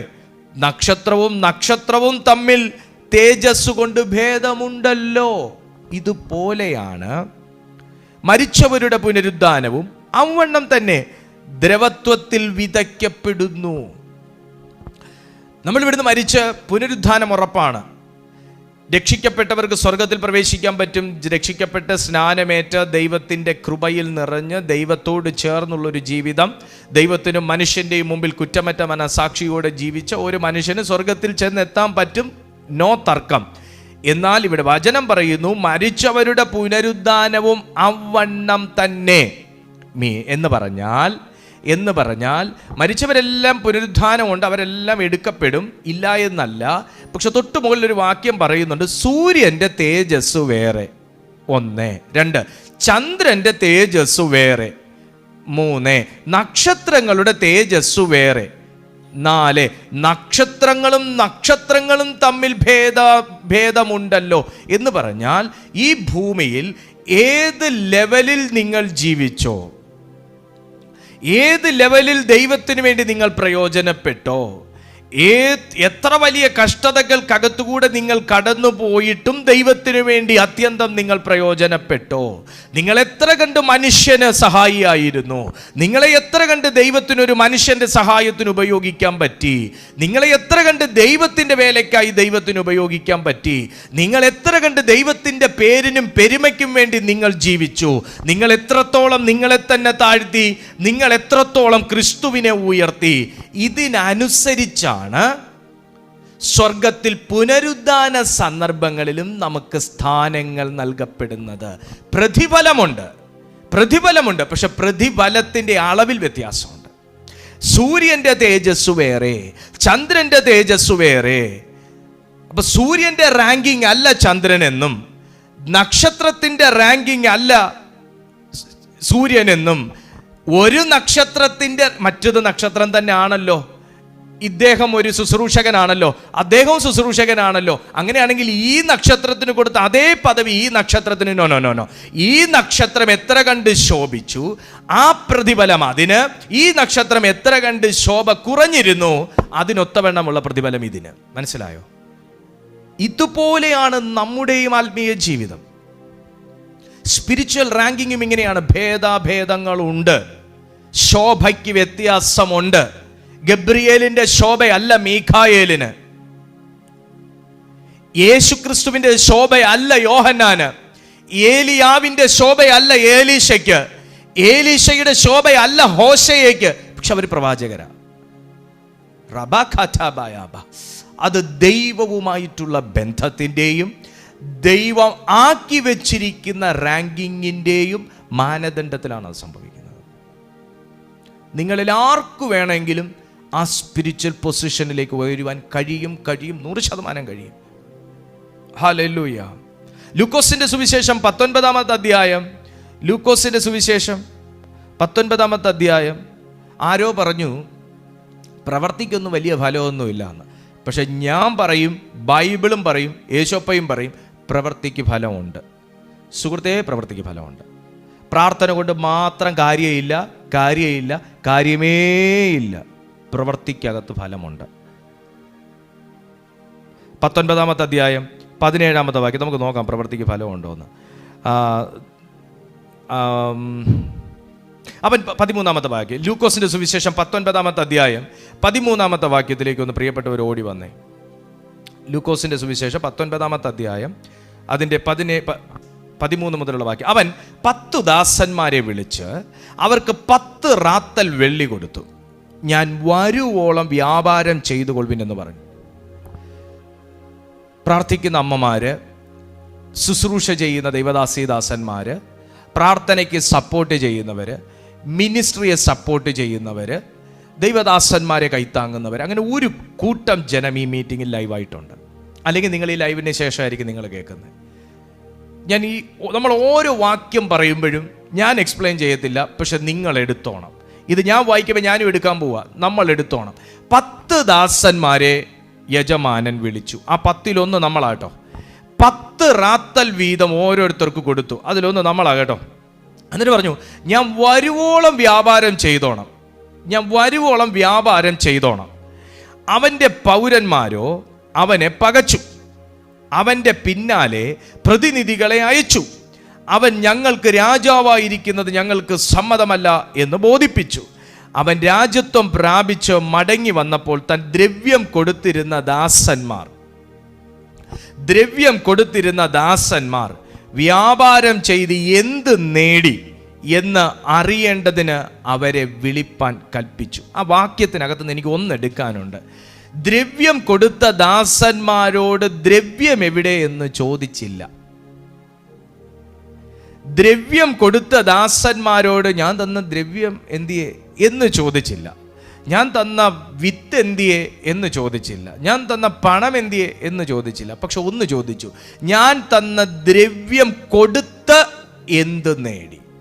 നിങ്ങൾക്ക് ദൈവം തന്ന താലന്ത് കൊടുത്ത് നിങ്ങൾ എന്ത് നേടി? നിങ്ങൾക്ക് ദൈവം തന്ന വരദാനങ്ങൾ കൊടുത്ത് നിങ്ങൾ എന്ത് നേടി? ആരെ നേടി? നിങ്ങൾ ഏതൊരു അവിശ്വാസിയെ വിശ്വാസത്തിലേക്ക് നേടി? ഏതൊരു രോഗിയെ നിങ്ങൾ സൗഖ്യമാക്കി? ഏതൊരു പാപിയെ നിങ്ങൾ മാനസാന്തരപ്പെടുത്തി? ഏതൊരു ദൈവദാസനെ നിങ്ങൾ സാമ്പത്തികമായി കൈത്താങ്ങി? നിങ്ങൾക്ക് തന്ന ദ്രവ്യം ധനമായിരിക്കാം, അപ്പുറത്തിരിക്കുന്ന വ്യക്തിക്ക് കൊടുത്തത് കൃപാവരങ്ങളായിരിക്കാം, ഇപ്പുറത്തിരിക്കുന്ന വ്യക്തിക്ക് കൊടുത്തത് കുറച്ച് സ്ഥലമായിരിക്കാം, ഇപ്പുറത്തിരിക്കുന്ന വ്യക്തിക്ക് കൊടുത്തത് സംസാരിക്കാനുള്ള കഴിവുകളായിരിക്കാം, ഇപ്പുറത്തിരിക്കുന്ന വ്യക്തിക്ക് കൊടുത്തത് പ്രാർത്ഥിക്കാനുള്ള വരമായിരിക്കാം. ഈ വരങ്ങൾ, ഈ ദാനങ്ങൾ, ഈ താലന്ത് നിങ്ങൾ ദൈവത്തിനു വേണ്ടി വ്യാപാരം ചെയ്ത് എന്ത് നേടി? ഇതാണ് ചോദ്യം. ഹല്ലേലൂയ. ഇത് സ്പിരിച്വൽ റാങ്കിങ്ങിൽ നിൽക്കുന്ന ഓരോരുത്തരോടും ദൈവം ചോദിക്കും. ഇപ്പം ഞാൻ എൻ്റെ പേരിന് മുമ്പേ ഒരു പ്രൊഫറ്റ് എന്ന് ഇട്ടത് കൊണ്ടോ, ഞാൻ അപ്പോസ്റ്റൽ എന്ന് ഇട്ടത് കൊണ്ടോ, ഞാൻ പാസ്റ്റർ എന്ന് ഇട്ടത് കൊണ്ടോ, ഞാൻ കൂടുതൽ ആ ചുമതലയ്ക്ക് ഞാൻ ഉത്തരവാദിയായി തീരുകയാണ്. ഇപ്പം അപ്പോസ്റ്റൽ എന്ന് വെറുതെ ഇടാൻ പറ്റത്തില്ലല്ലോ, അപ്പോസ്റ്റലിക് മിനിസ്ട്രി വെളിപ്പെടണം. അപ്പം അങ്ങനെ ഒരു കാര്യം വരുമ്പോൾ ഉത്തരവാദിത്വം കുറയുമല്ല. ഭൂമിയിൽ അദ്ദേഹത്തിൻ്റെ സ്ഥാനം ഉയരുന്നുവെങ്കിലും അദ്ദേഹത്തിൻ്റെ മനസ്സുകൊണ്ടും ആത്മാവ് കൊണ്ടും ദൈവത്തിൻ്റെ മുമ്പിൽ ആ മനുഷ്യൻ അതിനേക്കാൾ താഴെ ചെറുതാകണം. എങ്കിൽ മാത്രമാണ് സ്വർഗരാജ്യത്തിൽ അദ്ദേഹത്തിന് വലിയ പദവിയുള്ളത്. ഇത് ബൈബിൾ തിയറിയാണ്. ഹല്ലേലൂയ. ഇത് ബൈബിൾ തിയറിയാണ്. ഭൂമിയിലാണ് ഡോക്ടർ ആകുന്നത്, അയ്യോ ഡോക്ടർ വന്ന് നമുക്ക് എഴുന്നേറ്റ് നീക്കാം. മിനിസ്റ്റർ വരുമ്പോൾ അയ്യോ മിനിസ്റ്റർ നമുക്ക് വന്നിക്കാം, റെസ്പെക്റ്റ്. പക്ഷേ ഭൂമിയിൽ ഒരു സ്ഥാനം കിട്ടുന്നവർ അവൻ ഉയർന്നു പോകും. പക്ഷേ സ്വർഗത്തിൽ ആ തിയറി നേരെ തിരിച്ച, ആ നിയമം നേരെ തിരിച്ച. ഭൂമിയിൽ ഒരു വ്യക്തിക്ക് ദൈവത്തിൻ്റെ രാജ്യത്തിലെ കൃപ വർദ്ധിക്കണമെന്നുണ്ടെങ്കിൽ താഴ്മ വേണമെന്നാണ് ബൈബിൾ പറയുന്നത്. താഴ്മ വേണം. ഹല്ലേലൂയ. താഴ്മയുള്ളവർക്കോ അവൻ കൃപ നൽകുന്നു, ഗർവികളോടോ അവൻ എതിർത്ത് നിൽക്കുന്നു. നിഗളമുള്ളവരോടോ അവന് വെറുപ്പ്, ഗർവമുള്ള കണ്ണ് യഹോവയ്ക്ക് വെറുപ്പ്, വ്യാജമുള്ള അധരം യഹോവയ്ക്ക് വെറുപ്പ്, ഭോഷ്കുള്ള നാവ് യഹോവയ്ക്ക് വെറുപ്പ്. ഇതെല്ലാം ബൈബിളിൽ കിടക്കുന്നതാ. അപ്പൊ താഴ്മയുള്ളൊരു മനുഷ്യനെ നോക്കി പറയുന്നു, അവനെ ദൈവം സ്നേഹിക്കുന്നു, അവനിൽ കൃപ വർദ്ധിക്കുന്നു. പ്രിയപ്പെട്ട സുഹൃത്തേ, നമ്മുടെ പ്രാർത്ഥനയ്ക്കകത്ത് ഭൂതങ്ങൾ വിട്ടു പോകണമെങ്കിൽ, നമ്മളൊരു വ്യക്തിയുടെ മേൽ കൈവച്ചാൽ രോഗി സൗഖ്യമാകണമെങ്കിൽ, നമ്മളൊരു വ്യക്തിയെ നോക്കിയാൽ അവരുടെ ഹൃദയം ആശ്വാസം പ്രാപിക്കണമെങ്കിൽ, നമുക്ക് ദൈവസന്നിധിയിൽ വേണ്ട മനോഭാവം താഴ്മ, ദൈവസന്നിധിയിൽ വേണ്ട മനോഭാവം വിശുദ്ധി, ദൈവസന്നിധിയിൽ വേണ്ട മനോഭാവം പ്രാർത്ഥന. അങ്ങനെ ഒരു അളവിലേക്ക് നിങ്ങൾ ഉയരുകയാണെങ്കിൽ കർത്താവ് നിന്റെ മിനിസ്ട്രിയെ ചേഞ്ച് ചെയ്യും, നിന്റെ സഭയെ ചേഞ്ച് ചെയ്യും, നിന്റെ ജീവിതം ചേഞ്ച് ചെയ്യും. നിന്റെ ജീവിതത്തെക്കുറിച്ച് നീ പ്ലാൻ ചെയ്യണ്ട, നിന്റെ ഭാവിയെക്കുറിച്ച് സ്വർഗീയ കൾച്ചറിനൊത്തവണ്ണം പ്ലാൻ ചെയ്യും. ഹല്ലേലൂയ.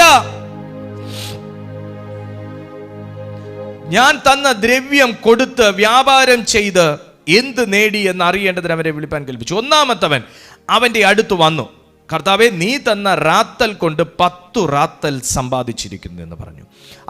അവനോട് നല്ല ദാസനെ, നീ അത്യല്പത്തിൽ വിശ്വസ്തനായതുകൊണ്ട് 10 പട്ടണത്തിന് അധികാരമുള്ളവനായിരിക്കുക. റാങ്കിങ്ങിന്റെ ലെവൽ മനസ്സിലായോ? Ranking is an authority. Ranking എന്ന് പറയുന്നത് ഞാൻ ഒന്നാമത് എൻ്റെ സഭയിൽ ഇത്ര പേരുണ്ട്, നോ, അതല്ല. റാങ്കിങ് എന്ന് പറയുന്നത് അതോറിറ്റി. Authority means responsibility.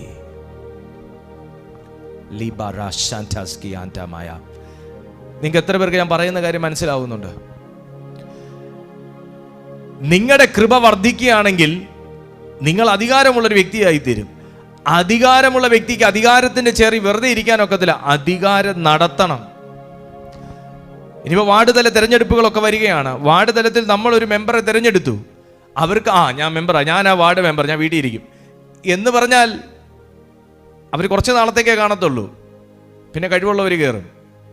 പക്ഷേ അവരുടെ അധികാരത്തെ അവർ വിനിയോഗിക്കണം.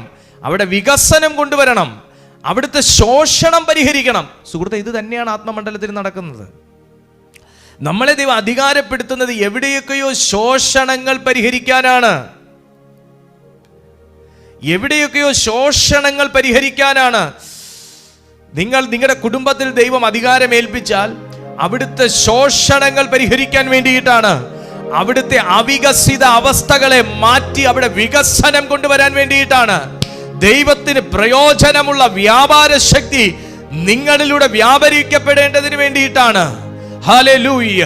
നിങ്ങളുടെ കയ്യിൽ കർത്താവ് എന്തേൽപ്പിച്ചെങ്കിലും, ദൈവം നിങ്ങൾക്ക് നോളജ് തന്നെങ്കിൽ, ദൈവം നിങ്ങൾക്ക് സമ്പത്ത് തന്നെങ്കിൽ, ദൈവം നിങ്ങൾക്ക് സ്ഥലം തന്നെങ്കിൽ, ബന്ധങ്ങൾ തന്നെങ്കിൽ, നല്ല കോണ്ടാക്ട്സ് നിങ്ങൾക്ക് തന്നെങ്കിൽ, വരങ്ങൾ തന്നെങ്കിൽ, ഇതെല്ലാം എവിടെയൊക്കെയോ ശോഷണങ്ങൾ പരിഹരിക്കാൻ വേണ്ടിയിട്ടാണ്. നിന്നെ ഏൽപ്പിച്ച റാത്തൽ കൊടുത്ത് നീ എന്ത് നേടിയെന്ന് സ്വർഗം ചോദിക്കുമ്പോൾ അത് ഞാൻ കീശയിൽ പൂട്ടിയിട്ടു എന്ന് പറയാത്തവരായി ഞാനത് വ്യാപാരം ചെയ്ത് 10 കൂടെ നേടി, അത് 10 പേർക്കും കൂടെ പ്രയോജനപ്പെടുത്തി എന്ന് പറഞ്ഞ് നല്ലവനും വിശ്വസ്തനുമായ ദാസനെ, ഇന്നു മുതൽ നിന്റെ സ്പിരിച്വൽ റാങ്കിങ്ങിൽ അധികാരത്തിൽ വർധനവ് വരട്ടെ എന്ന് സ്വർഗത്തിന്റെ ആദരം കൊണ്ട് നിന്നെ ബ്ലസ് ചെയ്യത്തക്ക നിലയിൽ ഇന്നൊരു തീരുമാനമെടുത്താട്ടെ. പരിശുദ്ധാത്മാവ് നിങ്ങളെ അങ്ങനെ മാറ്റാൻ പോകുവാണ്. അങ്ങനത്തെ രീതിയിൽ തനിക്ക് താൻ സ്വന്തം കയ്യാൽ അധ്വാനിച്ചത് സുവിശേഷ വേലയ്ക്ക് വേണ്ടി കൊടുത്ത്, എൻ്റെ ബുദ്ധിമുട്ടിന് ഞാൻ അധ്വാനിക്കുകയും എൻ്റെ ബുദ്ധിമുട്ടിനൊത്തവണ്ണം ഞാൻ സ്വന്തം കൈ കൊണ്ട് അധ്വാനിക്കുകയും അത് സുവിശേഷ വേലയ്ക്കായി ഞാൻ വിതയ്ക്കുകയും ചെയ്ത് മറ്റുള്ളവരെ ബുദ്ധിമുട്ടിക്കരുത് എന്ന് കരുതി ഞാൻ ജീവിച്ചു എന്ന് പൗലോസ് തന്റെ ലേഖനത്തിൽ പറയുന്നുണ്ട്. ആ മനുഷ്യനെ ദൈവം സർവത്തിലും അധികാരിയായി ഉപയോഗിച്ചു, അപ്പോസ്റ്റലായി ഉപയോഗിച്ചു. ഇത് കണ്ടിട്ട് ആഭിചാരകന്മാരായ സ്കേവയുടെ 7 പുത്രന്മാരും ഇത് കൊള്ളാലോ പരിപാടി, നമുക്ക് തീ കത്തിക്കണ്ട, നമുക്ക് നെയ്യ് ഒഴിക്കണ്ട, നമുക്ക് യാഗം ചെയ്യണ്ട, അതെടുത്ത് ആണി അടിക്കണ്ട, ഇതിനെ വരിച്ച് പൂശണ്ട, ഒന്നും ചെയ്യണ്ട, ഈ യേശുവിൻ്റെ നാമം പറഞ്ഞാൽ ദേണ്ടട ദ്രവ്യവും കിട്ടും, സാധനവും വിട്ടുപോകും, എന്നാൽ പിന്നെ നമുക്ക് ഈ ബിസിനസ് തുടങ്ങാമെന്ന് പറഞ്ഞ് ആ ബിസിനസ് വിട്ട് ഈ ബിസിനസ്സിലേക്ക് കയറി. നമുക്ക് ചിലയിടത്തൊക്കെ കാണുമ്പോൾ കൊള്ളാലോ, നല്ല ടോപ്പാണല്ലോ എന്ന് തോന്നും. പക്ഷെ ആ ടോപ്പായിട്ടൊക്കെ അവർ നിന്ന് ഷൈൻ ചെയ്യുന്നതിൻ്റെ പിന്നിൽ ഒത്തിരി കണ്ണുനീരും മുട്ടിൻ്റെ തഴമ്പും ഉണ്ട്. ഹല്ലേലൂയ. എവിടെയെങ്കിലുമൊക്കെ ആരെങ്കിലുമൊക്കെ പ്രയോജനപ്പെട്ട് കാണുന്നുണ്ടെങ്കിൽ അത് വെറുതെ കയറി നിന്ന് അല്ല, അതിൻ്റെയൊക്കെ പിന്നിൽ ഒത്തിരി കഠിനാധ്വാനവും ഒത്തിരി കണ്ണുനീരും ഒത്തിരി പ്രാർത്ഥനയും ഒത്തിരി ഉറക്കളപ്പും അതിൻ്റെ പിന്നിലുണ്ടെന്ന് നമ്മൾ അറിയണം. നമ്മൾ അവർക്കൊക്കെ വേണ്ടി പ്രാർത്ഥിക്കണം, ദേശത്തിന് വേണ്ടി പ്രാർത്ഥിക്കണം, രാജ്യത്തിന് വേണ്ടി പ്രാർത്ഥിക്കണം. ഈ സ്കേവയുടെ പുത്രന്മാർ ഈ പണി ചെയ്തു. പൗലോസിന്റെ കൽപ്പനയിൽ സാധനം വിട്ടുപോയി, പക്ഷെ അവരുടെ കൽപ്പനയിൽ ഒറ്റ ചോദ്യം ചോദിച്ചു. ആത്മമണ്ഡലത്തിൽ യേശുവിനെ എനിക്കറിയാം, നല്ല പൊസിഷനിൽ നിൽക്കുന്ന ഒരു റാങ്കിങ്ങിൽ നിൽക്കുന്ന ഒരു വ്യക്തിത്വം. ആ നാമം ഉപയോഗിക്കുന്ന പൗലോസിനെയും എനിക്കറിയാം, അദ്ദേഹത്തെ എനിക്ക് തൊടാനൊക്കത്തില്ല, കാരണം അദ്ദേഹവും 3-ാം സ്വർഗം വരെ കയറിപ്പോകുന്ന തരത്തിലുള്ള സ്പിരിച്വൽ റാങ്കിങ്ങിൽ നിൽക്കുന്ന വ്യക്തിയാണ്. എടാ നീയൊക്കെ 7 ഏതാ, നിന്നെയൊന്നും എനിക്ക് ഒരു പരിചയമില്ലല്ലോ, ഇരിക്കട്ടെ നിനക്കൊക്കെ ഇരുന്ന് ചാടി അങ്ങ് വീണു അതിൻ്റെ പുറത്ത്. അവന്മാരുടെ കാര്യം അതോടെ കഴിഞ്ഞു കിട്ടി. ഇതാണ് റാങ്കിങ്ങിൻ്റെ പ്രത്യേകത. ഇതാണ് റാങ്കിങ്ങിൻ്റെ പ്രത്യേകത. നമ്മൾ ചിലയിടത്തേക്ക് നോക്കി കൽപ്പിച്ചാൽ ആ സാധനം അവിടുന്ന് വിട്ടുപോകണമെന്നുണ്ടെങ്കിൽ നമുക്ക് ആത്മമണ്ഡലത്തിൽ ആ ഒരു സ്റ്റാൻഡിങ്, ഒരു പൊസിഷൻ, ആ ഒരു അതോറിറ്റി, അതാ ഞാൻ നിങ്ങളോട് പറഞ്ഞത്. അതോറിറ്റി എന്ന് പറയുമ്പോൾ അതൊരു റെസ്പോൺസിബിലിറ്റിയും കൂടെയാണ്. അതോറിറ്റി എന്ന് പറയുമ്പോൾ അതൊരു റെസ്പോൺസിബിലിറ്റിയും കൂടെയാണ്. നിങ്ങൾക്ക് ദൈവം ചില റെസ്പോൺസിബിലിറ്റീസ് തന്നിട്ടുണ്ട്. നമ്മൾ കണ്ണടച്ചിരുന്നാലും നമ്മൾ റെസ്പോൺസിബിൾ അല്ല എന്ന് വരുന്നില്ല. നമ്മളൊന്നും കണ്ടില്ല കേട്ടില്ല എന്ന് പറഞ്ഞാലും നമ്മൾ റെസ്പോൺസിബിൾ അല്ല എന്ന് വരുന്നില്ല. ചോദ്യം വരുന്നത് ഇപ്പോഴല്ല, യജമാനം വരുമ്പോഴാണ്. കാരണം യജമാനം വന്നിട്ട് ചോദിച്ചു, 10 മക്കളും വന്നേ, 10 റാത്തൽ വെച്ച് ഞാൻ തന്നായിരുന്നു, നിങ്ങൾ ആ റാത്തൽ ഇങ്ങ് തിരിച്ചു താന്നല്ല പറഞ്ഞത്. ഞാൻ തന്ന പ്രാർത്ഥനാപരം എവിടെ? ഞാൻ തന്ന കൃപാപരം എവിടെ? ഞാൻ തന്ന ശബ്ദം എവിടെ? ഇതൊന്നും അല്ല കർത്താവ് ചോദിക്കുന്നത്. കർത്താവ് ചോദിക്കുന്നത്, ആ റാത്തൽ കൊടുത്ത് എന്തോ നേടി? തമ്പുരാൻ നിങ്ങളോട് ചോദിക്കും, ഞാൻ നിനക്ക് തന്ന റാത്തൽ നീ എങ്ങനെ വ്യാപാരം ചെയ്തു? ഞാൻ നിനക്ക് തന്ന ദ്രവ്യം നീ എങ്ങനെ വ്യാപാരം ചെയ്തു? ഞാൻ നിനക്ക് തന്ന കൃപ നീ എത്ര പേർക്ക് പ്രയോജനപ്പെടുത്തി? നമുക്ക് എല്ലാവർക്കും പറയാൻ ഒത്തിരി ഉള്ളത് കൊണ്ട് നമ്മളെ കർത്താവ് ഇങ്ങനെ പറയും, നല്ലവനും വിശ്വസ്തനുമായ ദാസനെ, നീ 10 റാത്തൽ കൊടുത്ത് 10 നന്മ ചെയ്തതുകൊണ്ട് നീ 10 അനുഗ്രഹങ്ങൾക്ക് അധികാരിയായിരിക്കാം. അനുഗ്രഹം എന്ന് പറഞ്ഞാൽ അനുഗ്രഹം വീഴുവോ? കർമ്മത്തിന് ഫലമുണ്ട്, പ്രവൃത്തിക്ക് ദൈവസന്നിധിയിൽ മാനമുണ്ട്. ആരോ പറഞ്ഞു പ്രാർത്ഥിച്ചുകൊണ്ട് വീട്ടിൽ ഇരുന്നാൽ മതി എന്ന്. നോ മോനെ, പ്രാർത്ഥിച്ചുകൊണ്ട് വീട്ടിൽ ഇരുന്നാൽ വീട്ടിൽ ഇരിക്കും, പക്ഷേ പ്രവൃത്തിക്ക് ഫലമുണ്ട്. പ്രവൃത്തിക്ക് ഫലമില്ലെങ്കിൽ റാത്തൽ കൊടുക്കേണ്ട കാര്യമില്ല. റാത്തൽ കൊടുത്തിട്ട് അടുത്തൊരു ചോദ്യം ചോദിക്കേണ്ട കാര്യമില്ല. ആ റാത്തൽ കൊടുത്തിട്ട് എന്ത് കൊടുക്കണമെങ്കിൽ ഒരു പ്രവൃത്തി അവിടെ ഉണ്ടാകണമല്ലോ. നേടണമെങ്കിൽ അവിടെ ഒരു ട്രാൻസാക്ഷൻ നടക്കണമല്ലോ. അപ്പം അതിൻ്റെ റിസൾട്ടാണ്, അതിൻ്റെ റിവാർഡാണ് നീ 10 നന്മ ചെയ്തതുകൊണ്ട് നീ 10 രാജ്യത്തിന് അധികാരിയായിരുന്ന് അനുഗ്രഹിക്കപ്പെടുക. ദൈവം തമ്പുരാൻ്റെ അനുഗ്രഹം വരുന്നത് എങ്ങനെയാണെന്ന് മനസ്സിലായോ? പ്രാർത്ഥനയിലൂടെയും പ്രവൃത്തികളിലൂടെയുമാണ്. ഹല്ലേലൂയ. വെറുതെ പ്രാർത്ഥിച്ചുകൊണ്ടിരുന്നാൽ മതിയെങ്കിൽ യേശുക്രിസ്തു സൗഖ്യമാക്കാൻ ഇറങ്ങണ്ടായിരുന്നു. സുഹൃത്തെ, നിന്നെ ദൈവത്തിൻ്റെ വേലയ്ക്ക് വേണ്ടി കർത്താവ് ഇറക്കാൻ പോവുക. നിന്നെ ദൈവത്തിൻ്റെ വേലയ്ക്ക് വേണ്ടി ദൈവം തിരഞ്ഞെടുത്തേക്കുക. നിങ്ങളുടെ അകത്ത് കർത്താവ് ഒരു തീയിട്ടിട്ടുണ്ട്. നിങ്ങളുടെ മേൽ പരിശുദ്ധാത്മാവ് ഒരു അഗ്നി പകർന്നിട്ടുണ്ട്. പക്ഷെ ആരൊക്കെയോ എവിടെയൊക്കെയോ അത് അണച്ചു കളയാൻ വേണ്ടി, അത് പ്രയോജനപ്പെടുത്താതിരിക്കാൻ വേണ്ടി, നിങ്ങളെ അണച്ചു കളയാൻ വേണ്ടി സാത്താൻ ഒത്തിരി പദ്ധതികൾ ഒരുക്കി. ഇതിനകത്ത് ആരും അങ്ങനെ ഉണ്ട്. ഒത്തിരി പദ്ധതികൾ ഒരുക്കി. നിങ്ങളെ പ്രാർത്ഥനയിൽ മടുപ്പിച്ചു നോക്കി, അസുഖം ഇട്ടു നോക്കി, കയ്യിലുള്ളതൊക്കെ നഷ്ടപ്പെടുത്തി നോക്കി, പലരെ കൊണ്ട് നിങ്ങളെ തിരസ്കരിപ്പിച്ചു നോക്കി. പക്ഷെ അവിടെയെല്ലാം നിങ്ങൾ പിടിച്ചു നിന്നത് പ്രാർത്ഥനയിലാണ്. അവിടെയെല്ലാം നിങ്ങൾ പിടിച്ച് കയറിയത് പ്രാർത്ഥനയിലാണ്. 1-2 ദിവസം നിങ്ങൾ പ്രാർത്ഥനയിൽ തളർന്നു പോയെങ്കിലും എന്തോ ഒരു സ്വർഗീയ ജീവൻ നിങ്ങളിലേക്ക് വന്ന് നിങ്ങൾ പ്രാർത്ഥിച്ച് കയറി. ഇന്നും നിങ്ങൾ ആ ദൈവസന്നിധിയിൽ ശോഭിക്കുന്ന ഒരു അഗ്നിയായി നിൽക്കുന്നത് ഇന്നും ചില ഇരുട്ടിൻ്റെ ശക്തികൾക്ക് കണ്ണുകടിയാണ്. ആമേൻ. കർത്താവ് നിങ്ങളോട് പറയുന്നു, മടുത്തു പോകരുത്. നിങ്ങളെ ദൈവം കണ്ടതുകൊണ്ടാണ് ഈ പോരാട്ടം. നിങ്ങളെ ദൈവം തിരഞ്ഞെടുത്തത് കൊണ്ടാണ്. സ്വർഗത്തിന് നേരെ എന്തിനാണ് ബലാത്കാരം? യോഹന്നാന്റെ കാലം മുതൽ അതൊരു സത്യത്തിന് വഴിവെട്ടാൻ വന്നവനെന്നുള്ളത് കൊണ്ടാണ്. നീ ദൈവത്തിന് വേണ്ടി വഴിവെട്ടാൻ വന്നവനെന്നുള്ളത് കൊണ്ടാണ്. നീ ദൈവത്തിന് പ്രയോജനപ്പെടാനുള്ള ഒരു വ്യക്തി എന്നുള്ളത് കൊണ്ടാണ് ഈ ബലാത്കാരം. അതിനെതിരെ നിൽക്കാൻ എഫേസ്യർക്ക് എഴുതിയ ലേഖനത്തിൽ പറയുന്നത് മനുഷ്യന്റെ നേരെ അല്ല, നമുക്ക് ജഡരക്തങ്ങൾക്ക് നേരെ അല്ല. ചില വാഴ്ചകളുണ്ട്, അധികാരങ്ങളുണ്ട്. അതിൻ്റെ മേൽ നിനക്ക് നിൽക്കണമെങ്കിൽ നിന്റെ അധികാരത്തിൽ വർധനമുണ്ടാകണം. ഞാൻ പ്രാർത്ഥിക്കാൻ പോവാ. നിങ്ങളുടെ അധികാരത്തിൽ വർധനമുണ്ടാകണം. ചില വാഴ്ചകളെ തകർക്കാൻ നീ ദൈവസന്നിധിയിൽ ദൈവിക അധികാരത്തോടെ ദൈവരാജ്യത്തിൽ വാഴുന്നവനാകണം. ചില അധികാരങ്ങളെ തകർക്കാൻ നീ ദൈവരാജ്യത്തിൽ അധികാരത്തോടെ നിർത്തപ്പെട്ട ഒരു വ്യക്തിയാകണം. ചില ആയുധങ്ങളെ തകർക്കാൻ ദൈവത്തിന്റെ സർവായുധവർഗം ധരിച്ച ഒരു വ്യക്തിയായിരിക്കണം. യേശുവിന്റെ അധികാരമുള്ള നാമത്തിൽ സ്വർഗം ഇന്ന് അങ്ങനെയുള്ള ഒരു പ്രമോഷൻ, അങ്ങനെയുള്ള ഒരു പ്രമോഷൻ ഈ മീറ്റിംഗിനകത്ത് പകരാൻ പോവുകയാണ്. വിശ്വസിക്കുന്ന ദൈവമക്കളൊന്ന് ചേർന്ന് ആർത്ത് തുള്ളി ചാടി ദൈവത്തോട് പറഞ്ഞ, അപ്പാ, ആ സ്പിരിച്വൽ പൊസിഷന്റെ മേൽ എനിക്ക് ഇപ്പോഴുള്ള അത് ഏത് റാങ്കിങ് ആണോ ആ റാങ്കിങ്ങിൽ ഒരു 5%, 10%, 50% വർധനവ് വരട്ടെ. ഞാൻ റെസ്പോൺസിബിലിറ്റി ഏറ്റെടുക്കാൻ തയ്യാറാന്ന് പറഞ്ഞേ. ആരുടെയോ മുഖം വാടി കാണും. ഞാൻ റെസ്പോൺസിബിലിറ്റി ഏറ്റെടുക്കാൻ തയ്യാറാന്ന് പറഞ്ഞേ. ഞാൻ റെസ്പോൺസിബിലിറ്റി ഏറ്റെടുക്കാൻ തയ്യാറാന്ന് പറഞ്ഞേ. യേശുവിന്റെ നാമത്തിൽ അങ്ങനെയുള്ള വ്യക്തികളെ പരിശുദ്ധാത്മാവ് യൂസ് ചെയ്യാൻ പോവുകയാണ്. ഇന്നു മുതൽ നിങ്ങളുടെ പ്രാർത്ഥനയിൽ ദാവീദിന്റെ പ്രാർത്ഥനയിൽ മാത്രമല്ല, നിങ്ങളുടെ പ്രാർത്ഥനയിൽ തീ കത്തും. നിങ്ങളുടെ പ്രാർത്ഥനയിൽ തീ കത്തും. ധ്യാനത്തിൽ തീ കത്തും. യേശുവിന്റെ നാമത്തിൽ ധ്യാനത്തിൽ തീ കത്തും. അങ്ങനെയാണെങ്കിൽ ഒന്ന് ചാടി തുള്ളി പറഞ്ഞേ, യേശുപ്പച്ച, ഞാൻ ചിലതൊക്കെ തീരുമാനിക്കുകയാ. ഞാൻ നിന്റെ സന്നിധിയിലേക്ക് വരികയാ. ആത്മാവിന്റെ തീ എന്റെ മേലൊന്ന് പകരണമെന്ന്. ഇതൊരു പൊസിഷനാണ്. ഇതൊരു അതോറിറ്റിയാ. ആരെയൊക്കെയോ സ്വർഗം തൊട്ടു തുടങ്ങുകയാണ്. ആരെയൊക്കെയോ പരിശുദ്ധാത്മാവ് നവീകരിച്ചു തുടങ്ങുകയാണ്. നിന്റെ കയ്യിൽ ഏൽപ്പിച്ച റാത്തൽ ദൈവത്തിന് വേണം. അത് വ്യാപാരം ചെയ്യണം.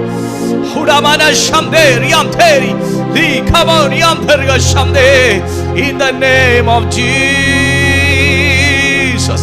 Oh Jesus. ഒന്ന് പ്രാർത്ഥിച്ചേ. എവിടെയൊക്കെ ഒരു പൊസിഷനിൽ ഒരു വളർച്ച, ആത്മാവിൽ ഒരു വളർച്ച, ആത്മാവിന്റെ കവാടത്തിൽ ഒരു വിശാലത ഈ സമയം പരിശുദ്ധാത്മാവ് നൽകുന്നു.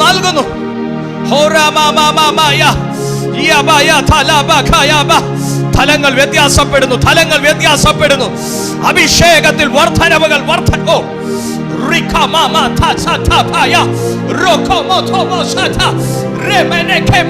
In the name of Jesus. അഭിഷേകത്തിൽ ഭയങ്കര വർധനവ്. എവിടെയൊക്കെയോ ചോർന്നുപോയ ആത്മശക്തി ഇതിനകത്ത് ഒരു റീഫിൽ ചെയ്യുന്ന ഒരു അനുഭവം എനിക്ക് എന്റെ സ്പിരിറ്റിൽ. In the powerful name of Jesus. ഇന്ന് ഇതിനകത്ത് ആരുടെയൊക്കെയോ ദിവസങ്ങളാണ്. ജീവിതം മാറുന്ന, ചരിത്രം തിരിയുന്ന, ശുശ്രൂഷ തുറക്കുന്ന, അവസരങ്ങൾ തുറക്കുന്ന, ഭാവിയുടെ മേലുള്ള കെട്ടു പൊട്ടുന്ന ദിവസം.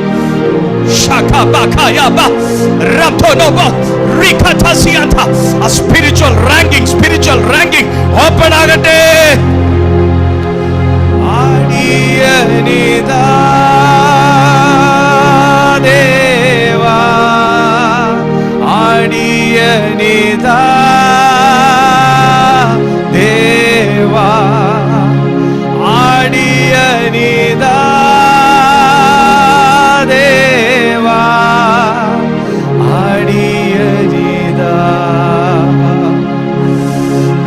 സമർപ്പിച്ചു കൊടുക്കുന്ന ആരുടെയൊക്കെയോ മേൽ, ഏൽപ്പിച്ചു കൊടുക്കുന്ന ആരുടെയൊക്കെയോ മേൽ സ്വർഗത്തിന്റെ കരം, ഒരു മനുഷ്യൻ പോലും തിരിഞ്ഞു നോക്കാൻ വരാത്ത നിന്നെ കാണാൻ എന്റെ ദൈവവും ദൂതന്മാരും ഇറങ്ങുന്ന സമയം.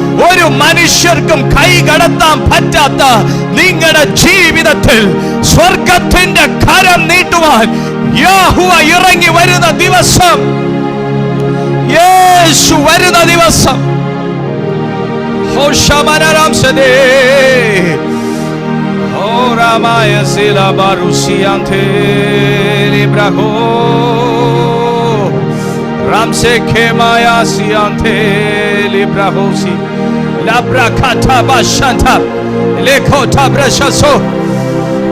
നിന്റെ ജീവിതത്തിൽ ദൈവം സെറ്റിൽമെന്റുകൾ ചെയ്യാൻ സമയമായി. ചില സെറ്റിൽമെന്റുകൾ നടക്കാൻ സമയമായി. ഇതിനകത്ത് ആത്മാവ് എന്നോട് പറയുന്നു, ഭയങ്കരമാകുന്ന കടബാധ്യതയ്ക്കകത്ത് നിൽക്കുന്ന ചിലരുടെ കടം ദൈവം സെറ്റിൽ ചെയ്യാനുള്ള സമയമായി. നിനക്ക് ഭൂമിയിലൂടെ തന്നെ ദൈവം വഴി തുറക്കും. അതിനുവേണ്ടി ആത്മമണ്ഡലത്തിൽ ഇന്ന് വഴി തുറക്കുക.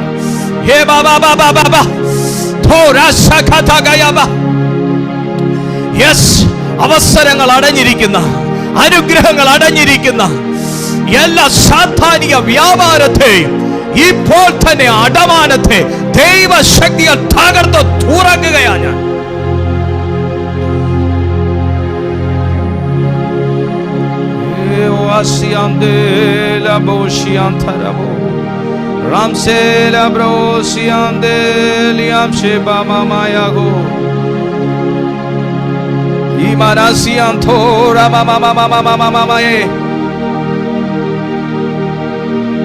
പ്രാർത്ഥിക്കുക. യേശു നിന്നെ തൊടുന്നു. യേശു നിന്നെ തൊടുന്നു. യേശു നിന്നെ തൊടുന്നു.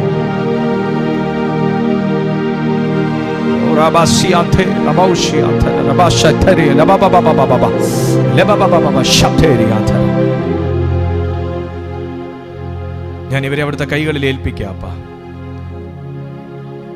അവിടുത്തെ നിറഞ്ഞ സാന്നിധ്യമാപ്പ ഞങ്ങൾ ഇതിനകത്ത് അനുഭവിക്കുന്നേ. കർത്താവേ, എത്ര അനുഭവിച്ചാലും മടുപ്പ് വരാത്ത അങ്ങയുടെ സാന്നിധ്യം, ഞങ്ങൾ അതിനായി സ്തോത്രം ചെയ്യും. ഈ അളവ് ഞങ്ങളിൽ കുറയരുതേ. ഞങ്ങളെ ദൈവകൈകളിൽ സമർപ്പിക്കുകയാണ്. ഞങ്ങളുടെ ആവശ്യങ്ങളും ഞങ്ങളുടെ പ്രാർത്ഥനകളും ഞങ്ങളുടെ സ്വപ്നങ്ങളും ഞങ്ങളുടെ കൊതിയും അങ്ങയുടെ കൈകളിൽ ഏൽപ്പിക്കുകയാണ്. അവിടുന്ന് അത് ഏറ്റെടുക്കണമേ, ഉപയോഗിക്കണമേ. മനുഷ്യന് വിളങ്ങാനല്ല അപ്പനെ, അങ്ങയ്ക്ക് പ്രയോജനമുള്ള പാത്രങ്ങളായി തീരുവാൻ. കർത്താവേ, ഞാൻ എന്നെ വ്യക്തിപരമായും എൻ്റെ കുടുംബത്തെയും ദൈവമേ, അങ്ങ് ഞങ്ങൾക്ക് തന്നിരിക്കുന്ന ഈ 2 പ്ലാറ്റ്ഫോമുകളെയും ദൈവം തന്നിരിക്കുന്ന ഈ ഒരു കൂട്ടം ജനത്തെയും ഞാൻ അങ്ങയുടെ സന്നിധിയിൽ ഏൽപ്പിക്കുകയാണ്. അങ്ങയുടെ നാമമഹത്വത്തിനായി ഞങ്ങളെ ഉപയോഗിക്കണമേ. യേശുവിൻ നാമത്തിൽ തന്നെ. ആമേൻ, ആമേൻ, ആമേൻ. ചേർന്ന് പറഞ്ഞേ ഹല്ലേലൂയ. കർത്താവ് നിങ്ങളെ അനുഗ്രഹിക്കട്ടെ.